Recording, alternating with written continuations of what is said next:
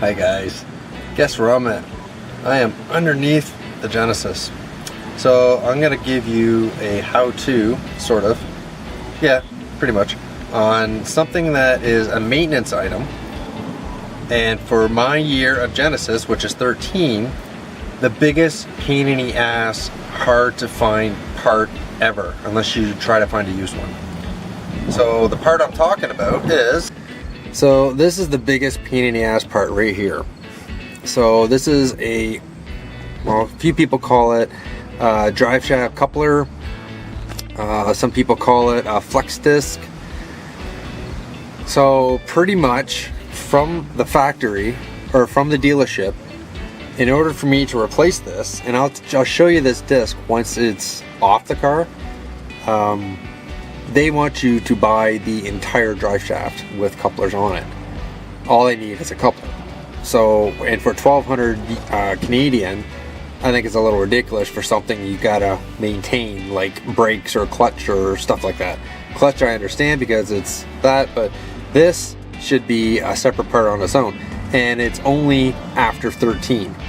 So 13, 14, 15, 16, you've got to buy the whole freaking drive shaft, which is ridiculous. So in order to take this sucker off, you have 6 bolts. 3 that are reverse thread, which are these ones right here. So the ones that the nut faces toward the front of the car are reverse thread. So you have to take those off reverse. And then the other ones are normal, so they just come off. And then you got to take a pry bar, probably, if I can get in there, so right in there's a slot to try to get the drive shaft off. And then the coupler should just come right off and you're good to go.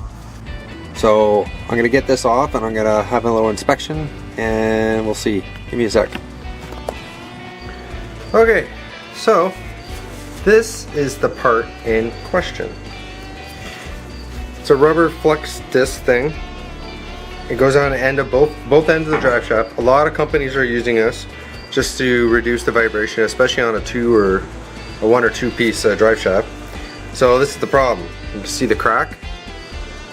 You can see that crack there. There's a crack around that one. Those 2 cracks. A crack around this one. So this has to be changed. Now Hyundai, like I said, decided to not have these being sold individually. Lovely, just lovely. So now I gotta measure this. So I gotta measure the distance in between the bolts, the size of the bolts, and the thickness to get an aftermarket part that'll fit that.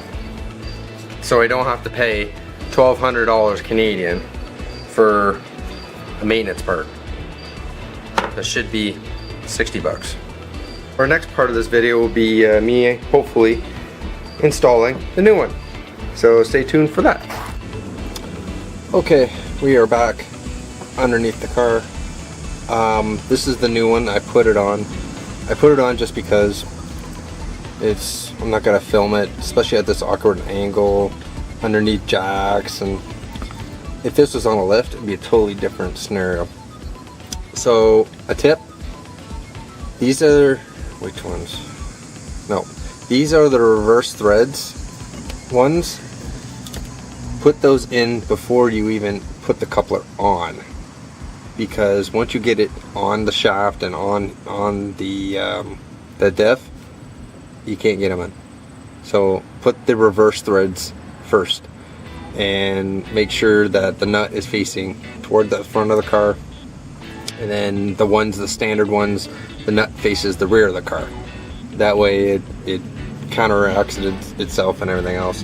And be patient because it does go on. It's just a little bit of prying, and once you get it on, it's no problem. Just put your bolts in and make sure you torque them down to 90 pounds on your torque wrench, and take it for a toot. And I will leave in the bottom, I will leave the part number, because mine is a 13 and apparently 13s were almost impossible to find. Well, I found one exact match, so I'll leave the part in the bottom, and hopefully this is going to work.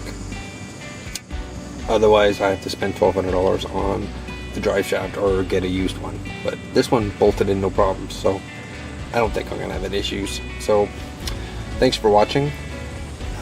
Subscribe. Any questions, leave them down in the comments, and I'll see you next time.